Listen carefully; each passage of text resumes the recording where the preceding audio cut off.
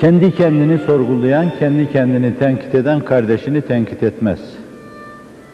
Kardeşlerimize nazar-ı müsamaha ile bakmamız lazım geldiğini, kusurlarına göz yummamız lazım geldiğini Kur'an söylüyor, sünnet söylüyor, bizim sıkça ve çokça okuduğumuz risaleler söylüyor.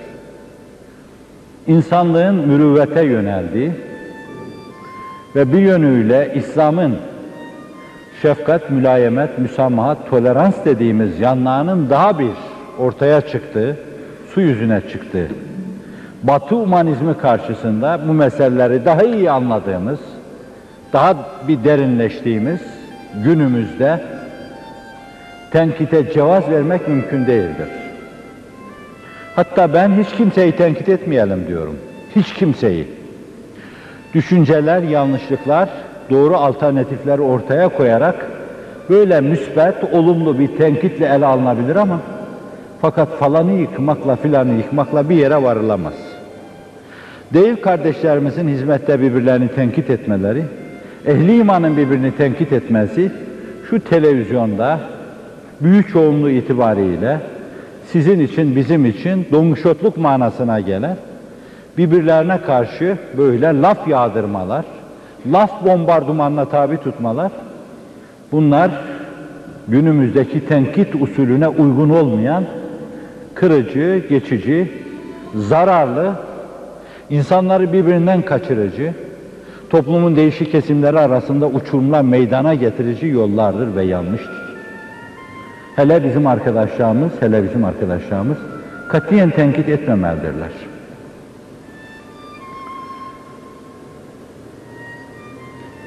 Üstad laikalarda diyor ki, haklı dahi olsa tenkit eden haksızdır diyor.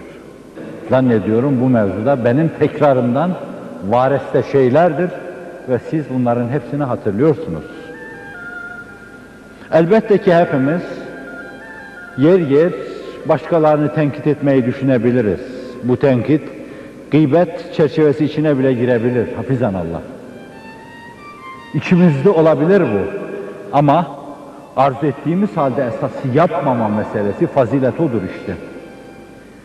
Tenkite açıldığımız zaman o tenkiti etmeme fazilet odur esasen. Yani insan o işe meyyal olmalı da yapmamalı. Bu açıdan hizmetimiz bakımından ben tenkit etmemeyi, gıybet etmemeyi şahsen çok önemli görüyorum. Başkalarını gıybet ve gıybettir. Fakat bu hizmete dilbeste olmuş insanları gıybet etmek çok gıybettir. Başkalarını tenkit bir tenkittir. Bizim hizmetimiz içinde bulunan insanları tenkit etme çok tenkittir. Hatta benim kendime göre bir anlayışım var müsaadenizle. Bu türlü insanların şahsen suyu akıbetinden korkarım. Kardeşlerini çok tenkit eden, bunlar iş yapamıyor, iş beceremiyor, yanlış iş yapıyorlar deyip sürekli onların yanlışlıklarını nazara veren, çok yakın bir gelecekte kendi yanlışlıkları altında kalıp ezileceğinden endişe ediyorum. Hatta hafizanallah, herkesi tenkit ediyor, herkes de kusur arıyorsa bir gün dalalete yuvarlanacağı endişesini taşıyorum. Ve bu endişeyi bugüne kadar bir kısım müşahedelerimden ötürü yeneceğim, aşabileceğim herhangi bir ciddi sebep de görmedim. Kanaatim devam ediyor. Kendini tenkite vermiş, tenkite kilitlenmiş insanların suyu akıbetinden endişe ettiğimi tekrar ediyorum. Hafizanallah, bu küfre ve dalalete düşeceklerinden endişe ediyorum demektir. Bu açıdan arkadaşlarımız ağızlarını kirletmemelidirler. Ağzın kirlenmesi biraz kalbin kirliliğinden olur. Fesad-ı kalp olmasa fesad-ı lisan olmaz. İçi bozuk olanlardır ki dilleri sürekli tenkitte ve gıybettedir. Benim kalbim temizdir, hizmet mülazası, hizmet maslahatı falan demelerine kimse inanmaz onların. Evet, kalp temizliği temiz kelime üretir, temiz düşünce üretir. yapıcı, alternatif, olumlu düşünceler üretelim. Ve düşüncelerimizi toplum içinde, meşveret meclislerinde ortaya koyalım. Usulüne uygun, münazara adabına uygun onların müdafasını yapalım. Hüsnü kabul görmediği zaman bir başka zaman yeniden onu değişik bir üslupla anlatalım. Kur'an'ın tasrif dediği üslupla anlatalım. Ve fakat gıybet etmeyelim, tenkit etmeyelim. Bu hizmetimizin binini, bereketini alır götürür. Bir yerde tenkit varsa, Cebrail tenkit etmez, gıybet etmez ama fakat siz Cebrail kadar aktiviteniz olsa, hayata mazhar olsanız, o kadar çalışsanız, o kadar samimi olsanız, o kadar ihlaslı olsanız, bir şey söyleyeceğim size, az yemin ederim. Fakat yemin edeceğim, vallahi billahi tallahi, oradaki hizmetinizde katiyen bereket bulamazsınız. Hizmetiniz Cebrail'le, Mikail'le, İsrafil'le, Azrail'le temsil edilse bile, eğer bunlar birbirlerini tenkit ediyorlarsa muhal farz, eğer birbirlerini gıybet ediyorlarsa, bu hizmetin binini, bereketini göremezsiniz. Az gidersiniz, üz gidersiniz, dere tepe düz gidersiniz ama çuvaldız boyu yol alamazsınız. Şu anda Türkiye'de çok az yerde ve değişik birimlerde kendi cemaatini tenkite kilitlenmiş bazı arkadaşlarımız yüzünden bereketin selin önünde kütükler gibi sürüklenip gittiğini gördükçe yer yer Allah'ım hidayet eyle diyorum. Yer yerde bu bir iki tane kalbi bozuk, dili bozuk insan eğer bunları alıp götürmenle bu afeti def edeceksen bunları al götür diyorum. Kim diyor bunu?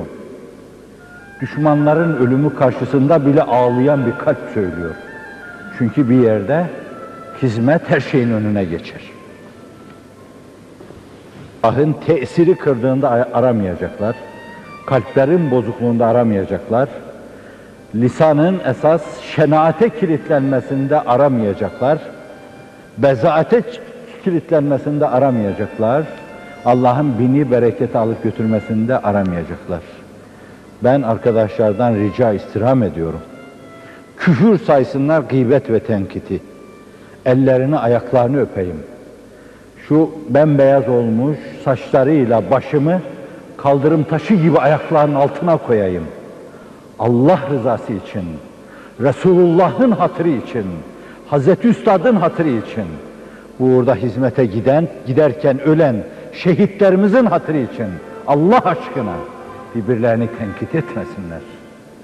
Biraz daha sabredeceğim. Biraz daha dişimi sıkıp dayanacağım.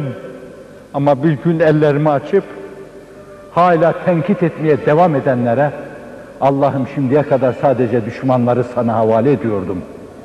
Düşmanca duygularla hizmetin üzerine giden bu arkadaşlarımı da sana havale ediyorum diyeceğimden endişe ediyorum. Derim diye korkuyorum. Yalvarıyorum size Allah aşkına. Hizmetin binine, bereketine dokunmayalım. Gıybet etmeyelim. Tenkit etmeyelim. Musibeti ikileştirmeyelim.